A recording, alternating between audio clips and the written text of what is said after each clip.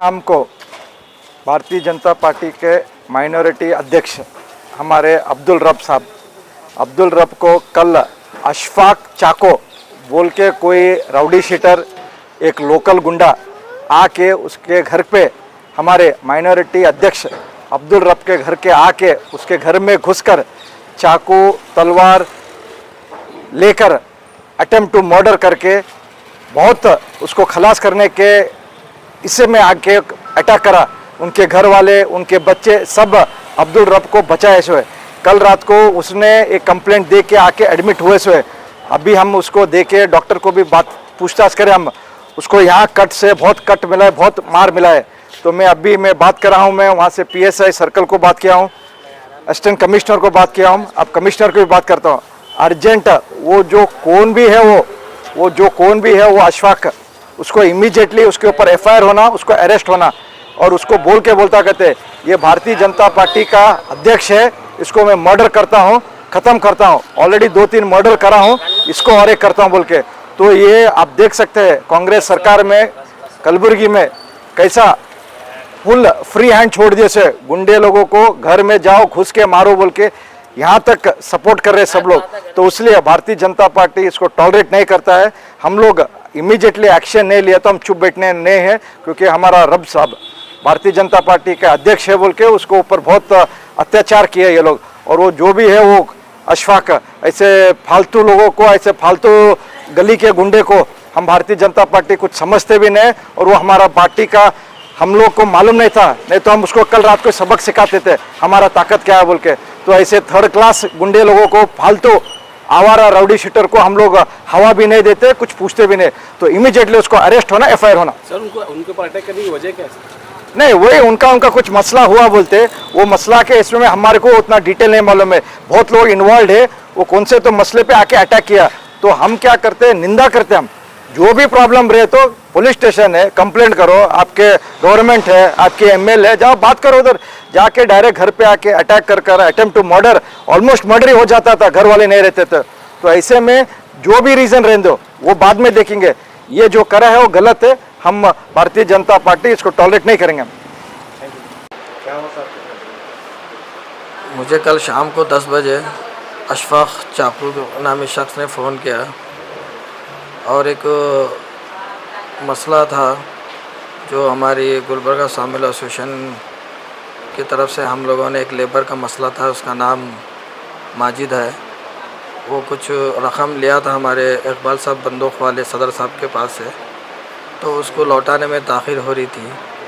तो इसी असना में हम लोगों ने, एसोसिएशन वालों ने उसे बता के समझा के फिर एक मुद्दत, एक रकम देने का उससे वादा लिया था और वो काम के लिए वापस आने के लिए राज़ी हुआ। तो वो काम कर रहा था, कई दिनों से छुट्टी हो रही थी उसकी, तो इसलिए वहाँ पर मालिक ने उसे कुछ गाली या कुछ ऐसा कुछ उन्होंने गुस्सा करने से, ये उनका मसला था।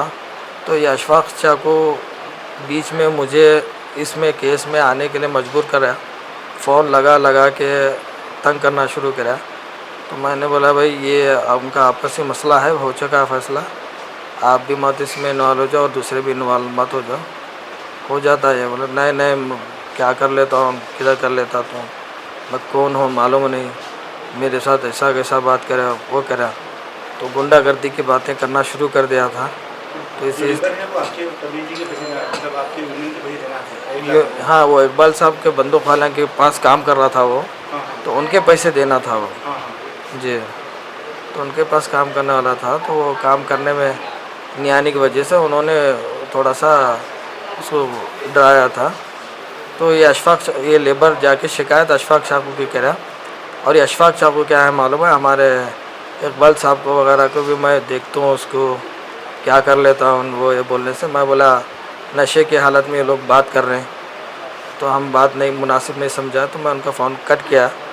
तो बार बार मेरे को एक 8-10 बार शायद कॉल करे, फिर वो कॉल को मैं कट किया।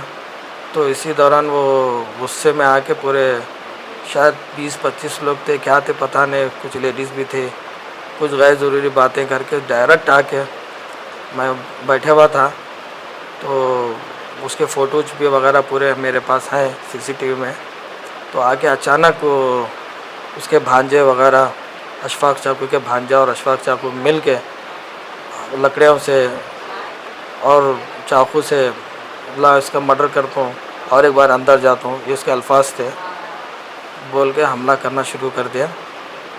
उसके बाद मेरी फैमिली बीच में उधर चले गया, ऊपर जाके मेरे फैमिली के ऊपर भी लकड़ियों से गेट की तरफ, गेट पे आज भी वो लकड़ी पड़ी हुई है, वो लकड़ी वगैरह मारना शुरू कर दिया और मेरे फैमिली में भी काफ़ी दहशत पहुंची, मेरे बच्चे वगैरह को भी बहुत तकलीफ़ हुई।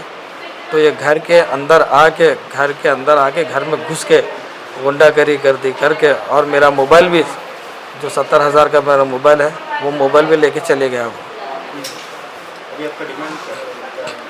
मैं प्रशासन से, ख़ास तौर पर कमिश्नर साहब से और यहाँ के ज़िम्मेदारान से मैं अपील करता हूँ। मैं यहाँ की एक छोटा मोटा एक सामाजिक कारकुन और लोग मुझे जानते हैं, मेरे मिजाज को जानते हैं। तो ऐसे गुंडागर्दी मुझ जैसे शख्स के साथ होती है तो आप अंदाज़ा लगा सकते हैं ये गरीब अवाम के साथ ये लोग किस तरह सलूक करते होंगे। रात में 12 बजे मेरे घर में घुसकर मुझे और मेरी फैमिली के ऊपर ये लोगों ने हमला किया, मार तोड़ किए, धमकाए और मेरा मोबाइल वगैरह छीन के चले गए। तो गरीब इंसान के साथ क्या धमका देते, कैसा करते होंगे। मैं हुकूमत से ये मुतालबा करता हूँ, मैं कमिश्नर साहब से, इसको कड़ी से कड़ी सज़ा दे ताकि ये जो मेरे साथ हुआ है किसी और दूसरे के साथ नहीं होना चाहिए।